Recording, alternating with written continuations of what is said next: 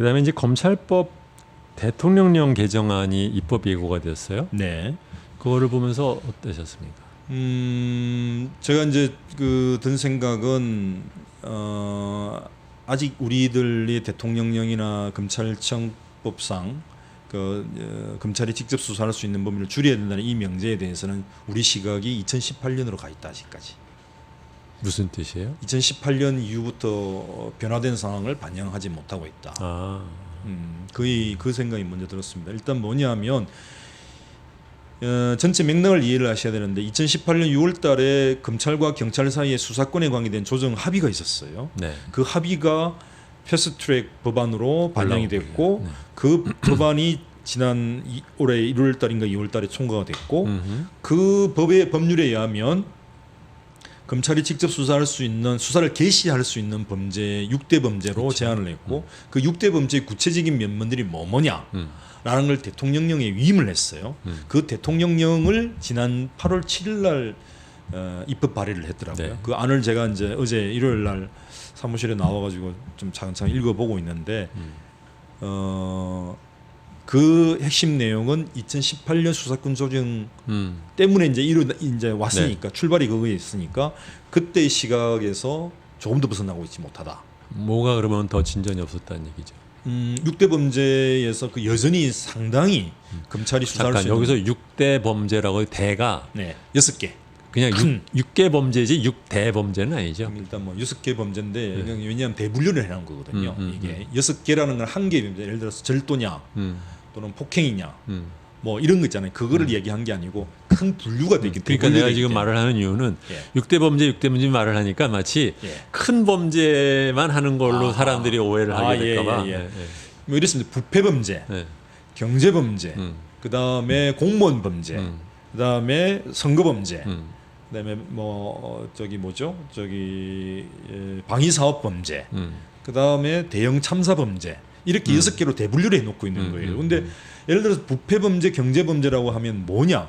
여기에 보면은 어마어마한 그러니까 개별적으로 하나씩 딱 네, 붙은 게 그게 이번에 대통령령이 나온 거예요. 근데 그걸 보면은 사실은 이때까지 검찰이 직접 수사를 하던 그걸 다 그대로 인정한 거예요. 그러게 말이에요. 그러니까 이거 가지고 뭔 수사를 줄였다는 거냐?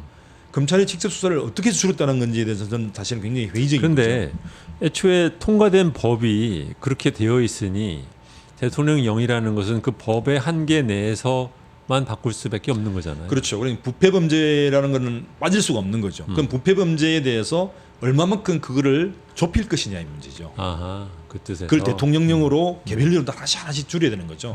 제가 본 거는 뭐 여전히 예를 들어서 약사가 소위 리베이트 받고 하는 것도 지금 부패 범죄에 들어가 있어요. 근데 굳이 그런 걸 넣을 필요가 있느냐? 근데 그걸 또 그런 식으로 그렇다고 대통령령에 약사가 한 범죄는 빼고 뭐 의사가 한 거는 이런 식으로 넣는 것도 약간 좀 궁색한 거 아니에요? 그렇죠. 근데 그래서 제가 얘기는 그 우리나라의 부패라는 거는 뭐 사실은 뭐 일상적이고 만성적인 거니까. 그러니까 기본적으로 범죄라는 게 그러니까 사람의 몸을 다치게 하거나 아니면 그 사람의 재산에 손해를 준 건데 그렇잖아요. 그러니까 뭐 부패 범죄다, 경제 범죄다 그러면은 그냥 단순 치고받고 죽인 거 빼놓고는 다 하는 거잖아요.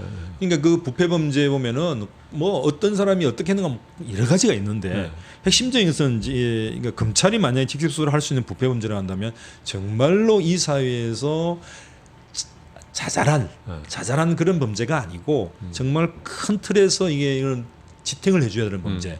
뭐 공무원 내에서도 핵심 공무원들 또 뭐 금액이 굉장히 큰다든지 우리나라 부패에서 굉장히 문제되고 있는 정말 이거를 잡으면은 전체적으로 클린 될 수 있다라 생각할 수 있는 그런 걸 잡아야 되는 게 맞는데 약사, 의사, 뭐 리베이트 이런 거 다 있잖아요. 쫙 그다음에 배임, 수재, 정제, 뭐 금융감독, 은행 직원들.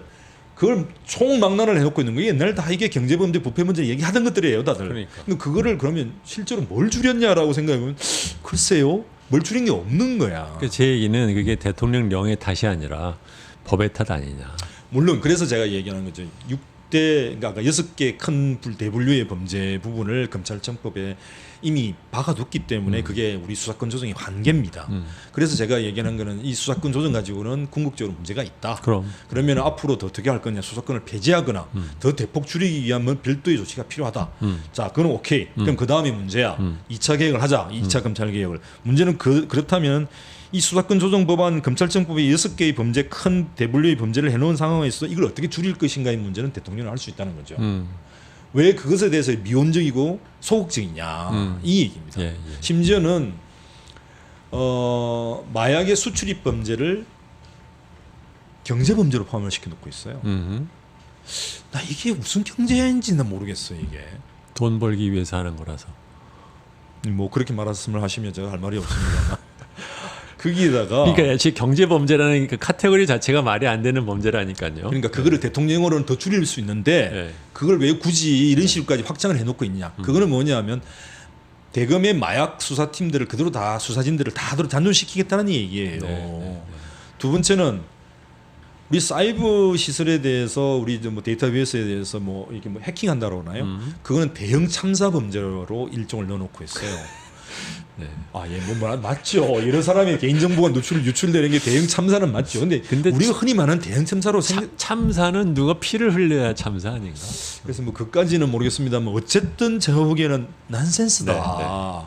그러면 이건 뭐냐 하면은 소위 말해서 검찰청이 갖고 있는 자기들 그 소위 뭐죠? 최신 어떤 정보 네. 뭐 포렌식 팀이라든지 네. 과학기술적인 있는 수사진들을 계속 유지하고 이걸 통해서 다른 범죄로 치고 들어갈 수 그렇죠. 있는 네. 게이트웨이를 장악하겠다는 거죠. 우선 선수가 있어야 뭐라도 할 수 있으니까. 아니 실제로 데이터베이스를 갖고 그 수사할 수 있다는 거는 네. 이걸 가지고 다른 범죄로 치고 들어갈 수 있는 오케이. 게이트웨이예요. 이 게이트웨이를 내가 지겠다는 거죠. 그러니까 근데 그런 머리가 다 보이는데 왜 이것에 대해서 그냥 쉽게 받아들이고 말까? 왜 그랬을까? 첫 번째는 제가 볼 때는 좀 뭐 그냥 검찰하고 협의하는 과정에서 제가 볼 때 검찰에 굉장한 압박이 있었을 거고요. 요청이 있을 그거에 대해서 단호하게 뭔가 대처를 하지 못하고 미온적으로 했던 그 실무진들의 좀 책임이 있지 않을까. 그리고 근데 원래 그러니까 이런 저는 그렇게 생각하는데 뭐냐면 양쪽이 조정을 하고 들어갈 때는요. 이쪽이 자기가 갖고 있는 플랜을 갖고 있어야 돼요. 네. 그래서 이게 1차적으로 나는 뭘 요구를 하고 그게 안 될 경우는 어디까지 한다. 이거는 안 된다. 그다음에 넘어가는 게 이건 안 된다. 이런 게 있어야 되는데 그걸 없이 그냥 대강의 생각만 갖고 쓱 들어갔다 이거죠. 근데 상대방은 조직이 많아가지고 일일이 다 대분류 소분류 다 만들어주고 갖고 오면 하다가 그냥 당하는 거지 뭐. 그렇죠. 그래서 제가 볼 때는 실제 6개 범죄에 대해서 얘기할 때면 제가 볼 때는 6개 범죄의 부패 범죄는 요거 나는 요거 이상 안 해. 그다음에 뭐 경제 범죄 요거 안 해. 그 이상은. 그다음에 뭐다 이렇게 딱 정리 딱 해놓고 나는 그다음부터 하든지 말든지 뭐 검찰에서 어떤 할지 모르지만 나는 못 하겠어. 라고 사실은 가야 되는 게 맞아요. 이 배수진이라는 게 필요한데 좋은 게 좋은 거다는 식으로 가다 보니까 이 모양이 된 거 아니냐라는 게 제 생각이고요. 물론 그거는 탑의 의지도 되게 중요하죠. 법무부 장관하고 그다음에 뭐 BH 내에서 민정수석이라는 이런 분의 의지가 되게 중요한데 사실은 그 부분에 제가 뭐 직접 목격한 게 아니니까 평가를 하기는 어렵습니다만 결론만 가지고 얘기를 한다면 제가 볼 때 굉장히 미온적이다. 그리고 2018년의 시각에서 좀 더 벗어난 게 없다. 왜냐하면 2018년 이후에 2019년 조국 사태라는 걸 경험했고 이번 올해 총선을 앞두고서 소위 이동재 한동훈이라는 이 정치 공작 사건을 목격을 하지 않았습니까?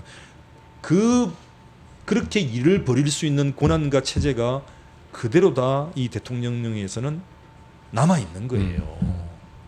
그래서 이거 참 큰일이다 제가 보기에는. 근데 이거에 대해서 사실 관심 별로 없죠. 언론에서 아무도 안 떠들죠. 이게 만약에 정말 문제점이 있다라고 하면은 이게 정말 검찰 개혁을 하는데 정말 잘된 대통령 안일영이라고 나왔으면 아마 조중동에서 가만히 있지는 않았을 겁니다.